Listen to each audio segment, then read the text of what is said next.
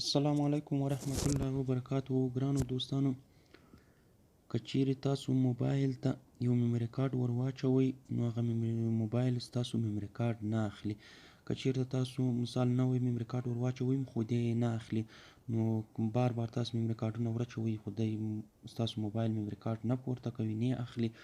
نو په دې کې یو سیټینګ دی، هغه سیټینګ پکې بند وي ځکه یې نه اخلي، د دې وجې یې نه اخلي. که چیرته تاسو هغه سیټینګ بیرته پکې وکړئ نو بیا چې تاسو موبایل ته هر کوم میموري کارت ور واچوئ نو ستاسو موبایل به میموري کارت اخلي، پورته کوي به. نو ګرانو دوستانو، دلته زه تاسو ته ښایم چې دا سیټینګ به مونږ څنګه په موبایل کې کوو، په کومه طریقه سره به مونږ دا ستونزه حل کوو. ګرانو دوستانو، تر ویډیو شروع کولو نه مخکې په خورا درنښت له تاسو څخه ویله کوم که چیرې تاسو زموږ په چینل کې نوي یاستئ زموږ چینل در سره سبسکرایب کړئ، په څنګ کې د ګنټۍ نشان وګورئ چې زموږ هر نوی ویډیو تر تاسو پورې په وخت در ورسیږي.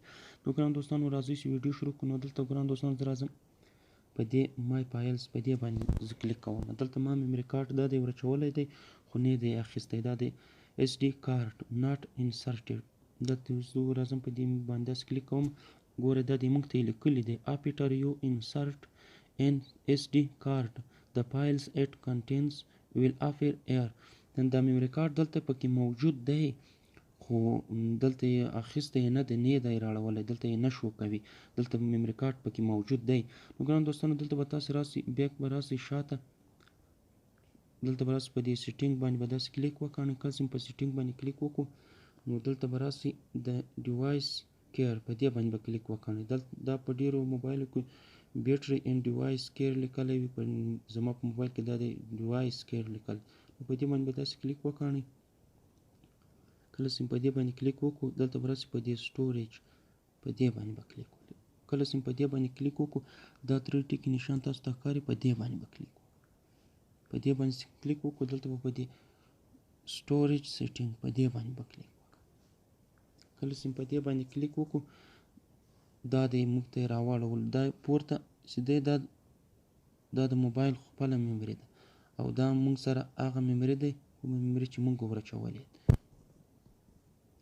نو دا د ګرانو دوستانو موږ ته لیکلي دي آن مونټیډ، دا به اوس موږ مونټیډ کوو، که موږ اوس موږ سره آن مونټیډ دی نو دا په دې باندې به داسې کلیک وکړئ، دا مونټ کړئ. کله چې دا مونټ کړو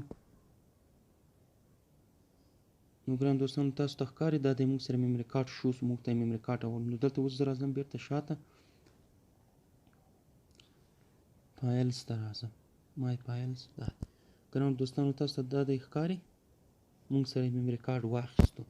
نو ګرانو دوستانو په دې طریقه سره تاسو په موبایل باندې میموري کارت پورته کولی شئ. که چیرې تاسو موبایل میموري کارت نه اخلي یا ستاسو د ملګري موبایل میموري کارت نه اخلي نو دا سیټینګ پکې وکړئ، بیا به هیڅ مشکل هم پکې نه وي، هیڅ ستونزه به پکې نه وي.